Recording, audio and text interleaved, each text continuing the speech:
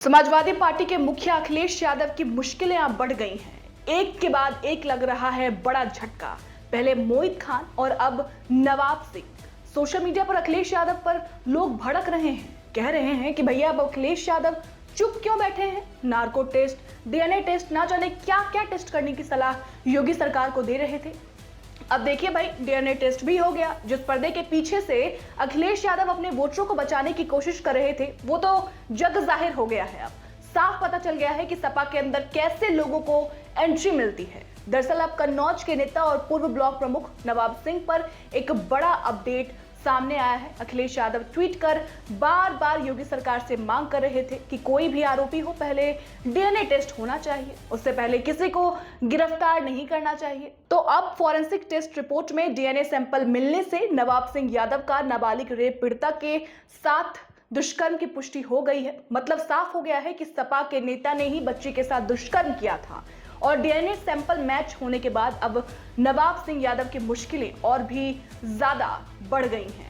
पूरा मामला क्या है, चलिए आपको दोबारा बताते हैं। पूरा मामला 11 अगस्त की रात का है, जब नवाब सिंह यादव ने नाबालिग लड़की के साथ दुष्कर्म किया था। पीड़िता ने 112 नंबर डायल कर पुलिस को मदद के लिए बुलाया था। मौके पर 112 और कोतवाली पुलिस टीम पहुंची थी, जहां पर पीड़िता की बुआ भी मौजूद थी। पुलिस ने बुआ को कस्टडी में लेकर पूछताछ भी की थी। पीड़िता की शिकायत के आधार पर पुलिस ने मामला दर्ज किया था और मेडिकल जांच कराई, जिससे दुष्कर्म की पुष्टि हुई। पुलिस ने संबंधित धाराओं के आधार पर नवाब सिंह यादव को गिरफ्तार किया। इस कांड की दूसरी आरोपी पीड़िता की बुआ है, जो नाबालिग लड़की को लखनऊ से नवाब सिंह यादव के पास उसके कॉलेज में लेकर आई थी। घटना के समय वो कमरे के बाहर मौजूद थी, लेकिन उसने कोई मदद तक नहीं की। पुलिस ने नवाब सिंह यादव और पीड़िता की बुआ दोनों को अब अरेस्ट कर लिया है। वहीं पुलिस अधीक्षक अमित कुमार आनंद ने इस मामले की जानकारी देते हुए बताया है कि उपरोक्त मामले में घटनास्थल से फॉरेंसिक एविडेंस कलेक्ट किए गए थे, जिसे जांच के लिए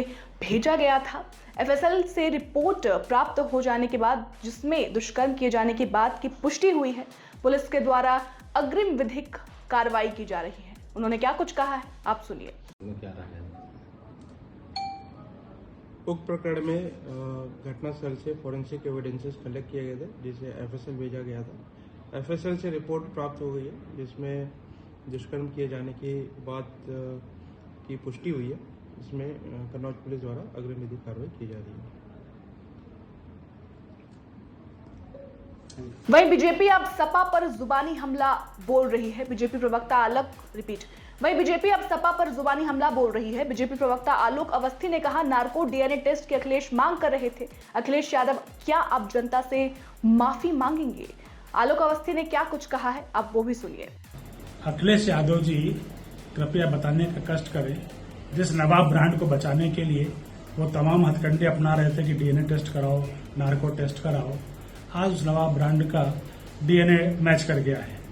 उस बलात्कारी उसको अब बचाने के लिए अखिलेश यादव जी क्या कहेंगे? और मैं ये पूछना चाहता हूं, जो मोहित खान है, जिसने अयोध्या की एक नाबालिग बेटी के साथ जो बलात्कार किया है और गर्भ ठहराया है, उसकी रिपोर्ट भी आने वाली है। तो अखिलेश यादव जी की पार्टी का जो पुराना स्टैंड रहा है कि बलात्कारियों को कहते थे लड़कियों से गलती हो जाती है, अब डीएनए टेस्ट मैच हो जाने के बाद क्या श्रीमान अखिलेश यादव माफी मांगेंगे?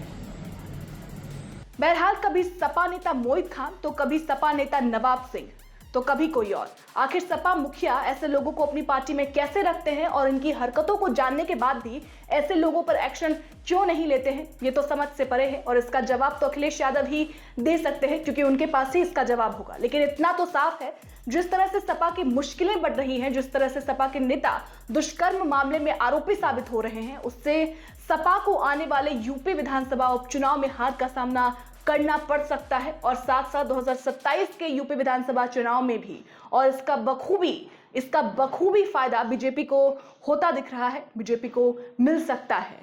फिलहाल इस पूरी रिपोर्ट पर आपकी क्या राय है, हमें कमेंट सेक्शन में जरूर बताइएगा। और ऐसी ही तमाम खबरों के लिए आप देखते रहें आपका अपना चैनल, अपना उत्तर प्रदेश न्यूज। शुक्रिया।